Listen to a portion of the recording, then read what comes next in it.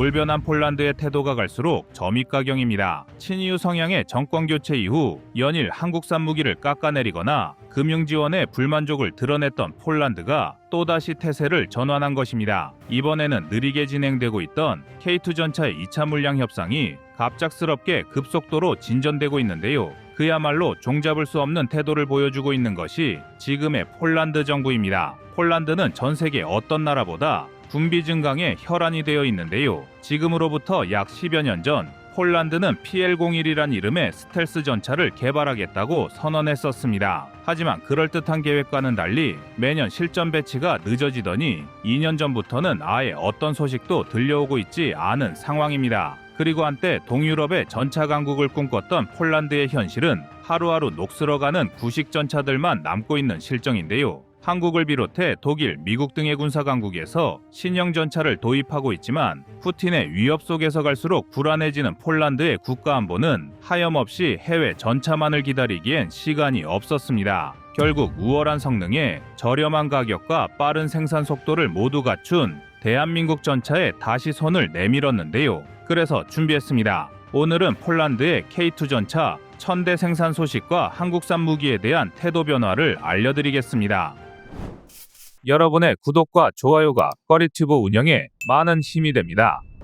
푸틴과 러시아가 멈출 줄 모르고 폭주하면 할수록 지금 가장 두려움을 느끼는 국가는 폴란드입니다. 최근 디펜스 루마니아의 보도에 따르면 폴란드와 발트 3국은 러시아와 벨라루스의 위협에 맞서 EU의 국경을 따라 방어선 구축을 도와달라고 요청했다는 소식이 전해진 것입니다. 폴란드가 러시아의 침공을 우려하는 것은 단순한 기우가 아닙니다. 역사적으로 폴란드는 언제나 러시아의 침공에 노출되어 왔었습니다. 제2차 세계대전의 시작을 알렸던 것도 상호 불가침 조약을 맺은 독일과 소련이 폴란드를 침공하여 양분하였던 사건인데요. 많은 분들이 독일의 폴란드 점령은 알고 계시지만 당시 소련의 만행에 대해서는 잘 모르시는 경우가 많습니다. 하지만 당시 폴란드를 양분한 소련은 폴란드 민족을 말살하기 위해 수많은 학살을 자행한 역사를 가지고 있습니다. 그렇기 때문에 우크라이나와 국경을 맞대고 있는 폴란드는 만약 러시아가 우크라이나를 완전히 병탄하고 나면 다음은 자신들의 차례가 될지 모른다는 걱정을 하지 않을 수가 없었습니다. 그리고 이러한 안보 위협이 계속해서 커지자 한국산 무기 도입에 배짱을 부리던 폴란드도 결국 태도를 바꿀 수밖에 없었습니다. 1차 물량이었던 180대 이후에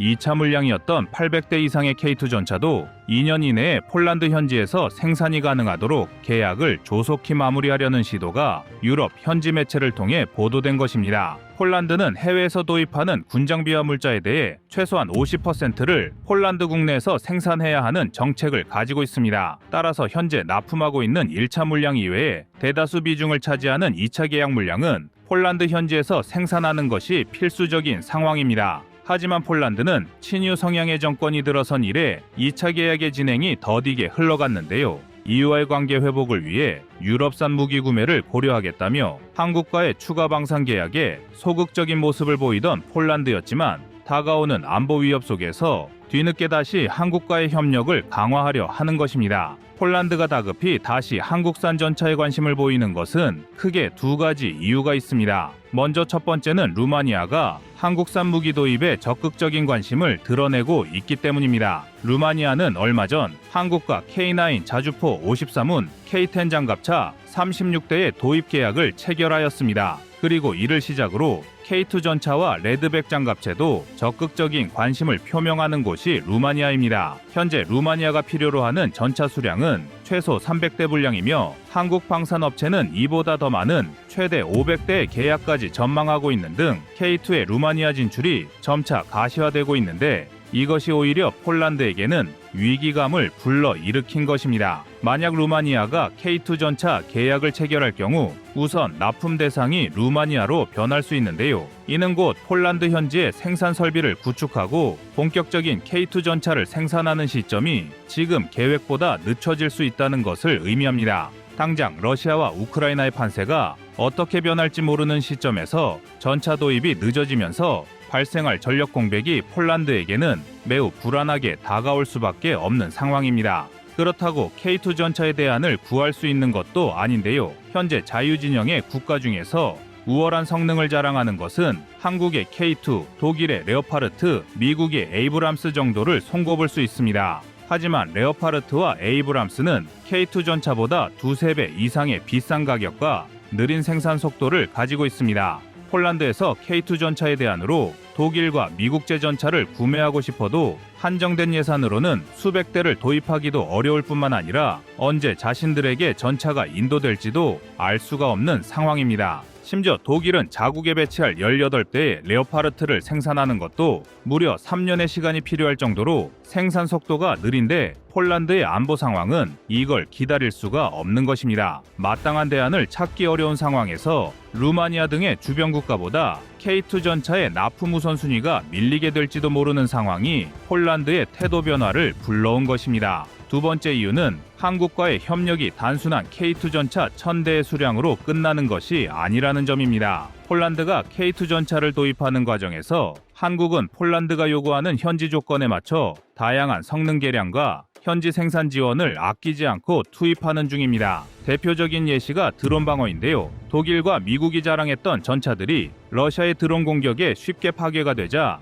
한국과 폴란드는 드론 공격으로부터 최대한 방어력을 끌어올리는 성능 개량을 고민하고 있습니다. 유럽 지형에 적합한 기동성을 발휘할 수 있는 중량은 그대로 유지하면서 드론의 자폭 공격에 대비하여 전차의 장갑을 보강했으며 포탑 주변에도 드론 방어 장치를 추가하였습니다. 또한 전자전 제밍 시스템도 보강하여 적 드론의 공격을 저지할 수 있는데요. 여기에 한국산 전차 포탄 이외에도 나토에서 제작한 포탄도 사용할 수 있도록 하는 등 폴란드에서 운용하는데 적합한 성능으로 개량하는데 적극적인 지원을 아끼지 않고 있습니다. 이러한 한국의 성능 개량 작업은 현지 생산 과정에서 폴란드 기술자들이 보고 배우며 자신들의 다른 무기 개발에도 활용할 수 있어 단순히 전차 전력의 강화에만 국한된 것이 아닙니다. 또한 현지 생산 설비를 갖추고 생산하는 과정에서 장비, 인력 등의 인프라를 구축하면서 자연스럽게 폴란드가 자체적으로 전차를 개발할 수 있는 기회가 발생하는 것도 주목해야 하는 요소입니다. 앞서 튀르키예는 K2 전차의 기술을 이전받아 알타이 전차를 생산하여 자국의 주력 전차로 운용하고 있는 사례도 있으며 폴란드의 입장에서도 다수의 전차를 직접 생산하고 기술 이전을 지원받는다면 이를 기반으로 자국의 새로운 전차와 기갑 전력을 개발할 수 있기 때문에 장기적인 관점에서 폴란드 방위 산업의 역량을 증가시킬 수 있는 절호의 기회가 되는 것입니다. 폴란드는 수년 전에 경전차 개발을 시도하였으나 시제품 공개 이후 개발에 별다른 진척을 보여주지 못하고 있습니다. 폴란드는 스텔스 기능과 능동 방어 장치 등의 첨단 기술을 탑재한 PL-01 경전차를 개발할 수 있다고 모급까지 공개하였으나 정작 2022년 이후에는 어떠한 소식도 들려오지 않는 게 현실입니다. 이러한 폴란드에게 K2 전차 1000대와 향후 새로운 전차 개발의 밑거름이 될 수 있는 인프라 구축은 굉장히 매력적인 조건으로 다가오고 있는 것입니다. 이러한 이유로 인하여 폴란드가 다시 적극적으로 K2 전차의 2차 계약 협상을 서두르겠다는 의견을 보였는데요.